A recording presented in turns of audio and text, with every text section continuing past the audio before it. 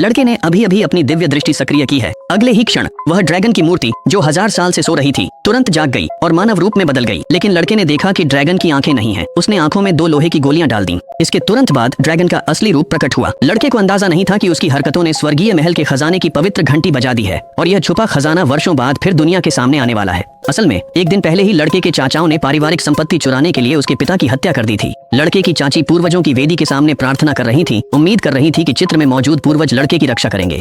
अचानक पूर्वज की तस्वीर से सुनहरी रोशनी निकली जो लड़के के शरीर में समा गई और उसकी सारी चोटें पूरी तरह से ठीक हो गईं। लेकिन ड्रैगन की हलचल ने जल्दी ही वहां भारी भीड़ इकट्ठा कर दी। कुलपति ने तुरंत घोषणा की कि वे एक खजाना खोज प्रतियोगिता आयोजित करेंगे। जो भी सबसे कीमती वस्तु ढूंढेगा उसे अगला कुलपति घोषित किया जाएगा। लड़की की बहन ने एक मटका चुना, लड़के के भाई ने एक दीपक चुना। चीजें चुनने का समय खत्म हो गया था और लड़के की चाची को बची हुई चीजों में से कोई ढंग की चीज नहीं मिल रही थी। तभी लड़के ने अपनी चाची से कहा कि वह उस पेंटिंग को चुन ले जिसे कोई कीमती नहीं समझ रहा था। बिना किसी हिचकिचाहट के चाची ने वह पेंटिंग चुन ली। कुलपति ने सभी से पूछा कि उन्होंने अपना खजाना क्यों चुना और लड़के के दादा हर चीज की कितनी कीमत है तय करेंगे। लड़की की बहन ने अपने मटके में पानी डाला और उसके अंदर रखे फूलों से तुरंत ही एक अद्भुत खुशबू आने लगी जिससे चारों ओर तितलियां मंडराने लगी।